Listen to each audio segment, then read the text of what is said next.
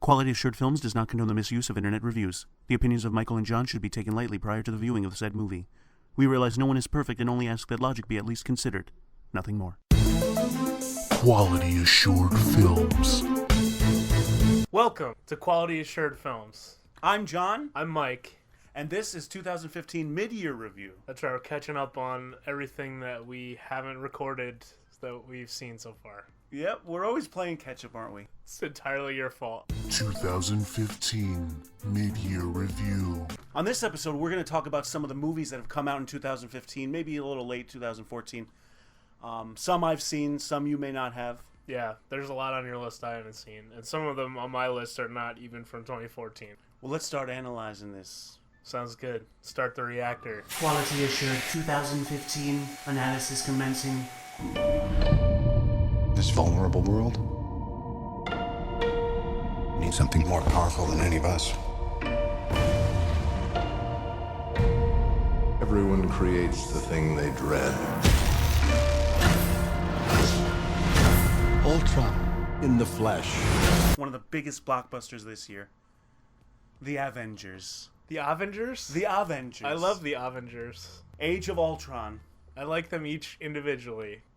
Not so much when they're all together, which I guess defeats the purpose of it. Yeah, whosoever be he worthy shall have the power. Whatever, man. I was pumped about it coming out. I've liked pretty much all the Marvel movies so far to varying degrees. Right, and that's the thing. Like for me, I've watched the majority of them, but there are some I missed out. So when I was watching the movie, there's little, hints I didn't quite understand. But overall, though, I enjoyed it. It was fun. It was fun. It was fun. It was fine. I would say it was fine. Yeah. I mean, if it comes down to approve or denied, I would approve it. I would have to agree. There's just too much going on. Well, see, that's the thing. Like right now, we're in the age of amazing superhero movie making. Like I look back to the '80s, which I was a little kid then, but still, I see these screenshots of Captain America from that '80s movie with the rubber ears. Yeah. And he steals a guy's car in the movie. Yeah, what the hell? This we're seeing. The Hulk, Iron Man. Yeah. Working in unison with Hammer Dude. Yeah, it's. You say there's only a few of them that you've missed. Yeah. I was designed to save the world. People will look to the sky and see hope. I'll take that from them first. It's like a comic book that comes to life.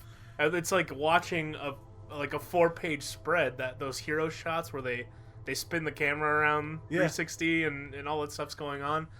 But it's hard to follow sometimes. I don't know if it's just getting older or what is it, but there's points where when they make the robots so disposable, I feel like there's not really any stakes there.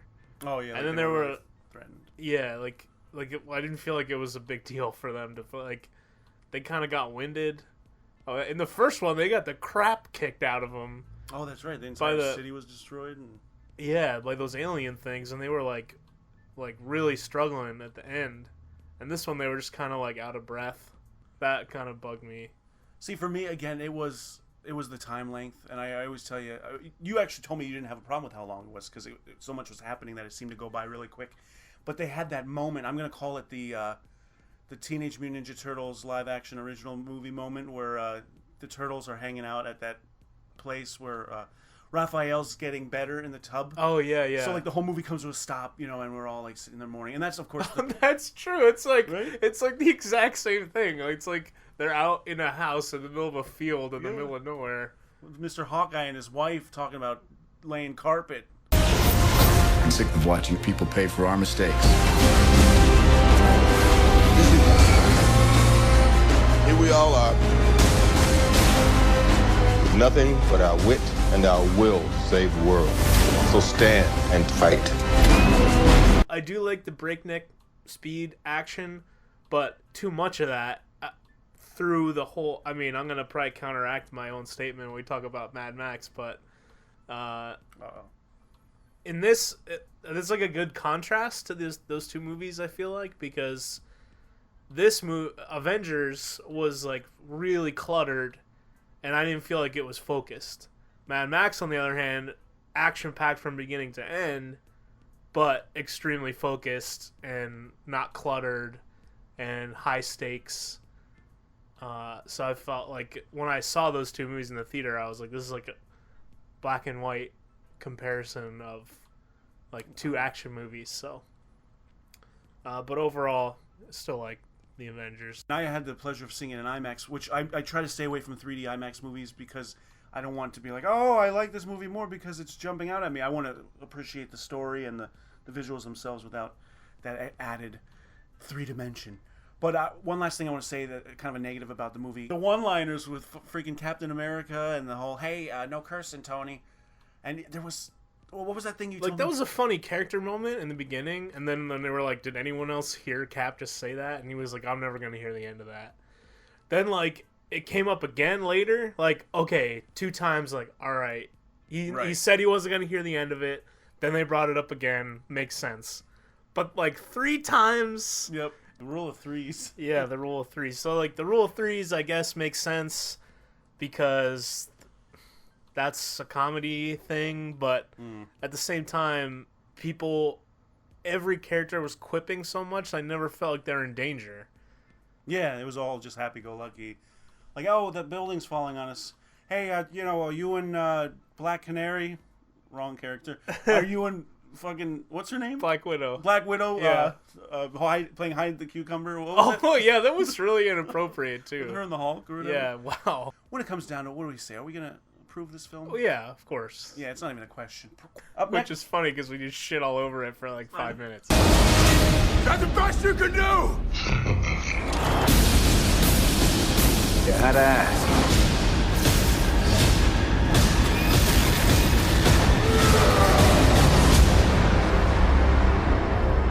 Quality approved. – 2015 Mid-Year Review. This is what you need to do. Go over there and pretend like you just don't care. David has no chance with her. I'm still right here, Chris. Are you trying to communicate with me telepathically? Hey, what is this? That's my 7th birthday. Whoa, did you see that? Hold on a sec. What? I just saw something weird. You guys, you gotta see this. Right there. Look in the mirror. Dude, that can't be. That's definitely me. I'm not going to spend a lot of time on this one. This is actually a movie I saw this year that you didn't get a chance to. Project Almanac. It's another one of those damn first-person camera. Like It was about them like compiling encyclopedia of world records. Right, exactly. Oh, okay. And then eventually that's what the branch off into the Farmer's Almanac. Almanac. Yeah. What the fuck is an almanac? Oh, you're right. Do you think we can go to jail for cheating on the lottery? You guys only got 5 out of 6 numbers. We have to go back and do it again. I am not winning the lottery twice. Not many people know, originally titled Welcome to Tomorrow. Which Isn't it like a book of maps? An almanac? Well, what's a farmer's almanac is? If you go, isn't that like a record of like rain falls and? I'm gonna look it up. You keep talking about the movie.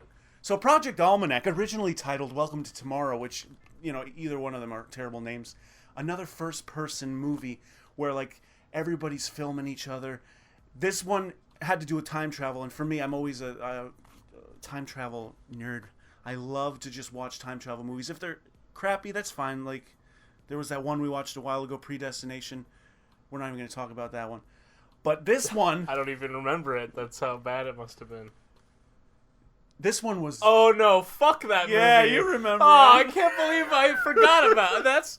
Yeah, okay. No, I remember. Yeah, fuck that movie. The movie fucked itself. Yes. Hear that? It's in my dad's old workshop. It's like a clicking or something. The hell is that? Here we go. Project Almanac. Temporal relocation prototype? What does that mean? It means time travel. We should try to build it. This one was an MTV movie, so whatever. It had a bunch of kids, and they find a time travel device, or they build one. And I gotta say this, the positives, which is the reason why I want to talk about it, they did some fun things. Like, it was a time travel movie without this huge, like, the world's gonna end, you have to save it. It was, hey, let's go back 2 days and win the lottery. Oh, crap, we did that, but you got 2 of the numbers wrong, Jason. Like, what the hell, man? Now we only won 1 million instead of 18 million. So it had cool things like that. Or they'd use it to go back and mess with a bully, or eventually things started getting out of hand or whatever. But when it comes down to it, like, I'm getting sick and tired of these damn camera movies. To me, it's just an excuse to not have production quality. Like Chronicle. Camera movie. These first-person camera movies. Okay, yeah. What did I say? A camera movie. I hate camera movies. Yeah, all movies. All movies. I hate them. But everything, man, it's an excuse to not have to get actors. It's an excuse to not have to like worry about lighting and shit. But Chronicle did it well. So I don't know. People just saw that and they're like, let's. Yeah, but that was to the point where it was like everybody had a camera for no good reason. Right. Oh, you're at my door. I'll just open it while I'm holding a video camera. And you want to hear something funny? In this movie, they literally called out. They were like, record everything from now on. Because they're working on this project and something happens. But meanwhile, before that moment, they were recording everything for no fucking reason. So yeah, Project Almanac, you can eat my almanacs. An almanac is an annual publication that includes information such as weather forecasts, farmers' planting dates, tide tables, and tabular information. I love time travel. Before the world ends, I have to fall in love. Things are spiraling out of control. Going back to the beginning. It could kill you. That's the only way to stop all this from happening. No, shoot!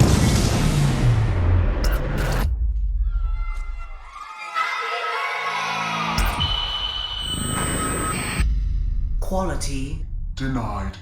2015 mid-year review. Hi. No one calls me Elizabeth, except my dad, and he's an asshole. So if you don't mind, my name's Daisy. Before the war, I thought one day the world around me would start to make sense. And I ain't need nothing else, no one else but you and I was looking for reasons why things happen. Who is that? Edmund. He's the oldest. I guess I was pretty naive back then. You and I, no one else, nothing else but you and I. How I Live Now with Saoirse Ronan. Oh, yes, the girl from The Lovely Bones. Yes, and that one where she's like running with Eric Bana. Hannah? Yeah, or Hannah. Anna or something? Yeah, Hannah, yes. which is awesome. So it looks like it's going to be a preteen kind of, not Hunger Games, but that kind of young adult genre about growing up and your feelings and going through puberty and boys. So it kind of starts off like that, where she's going to stay with her she's going to stay with like her aunt and uncle or something, and for the summer, and she's like really bummed about it, and she's all angsty teenager, like whatever, I hate you guys, that kind of stuff. But then twist, basically the apocalypse happens. What? While she's staying with her aunt and uncle out of the country. They pretty much give you that in the description of the movie, so I won't say more than that. But what happens from there did surprise me. What's going on? Following the detonation of a nuclear device, all civilians are being evacuated. This is our home. We're not leaving. I want to be here with you.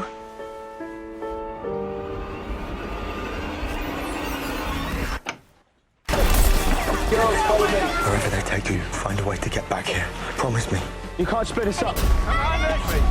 She has a great performance and a great character arc, and I recommend it. I have to see it. I have not.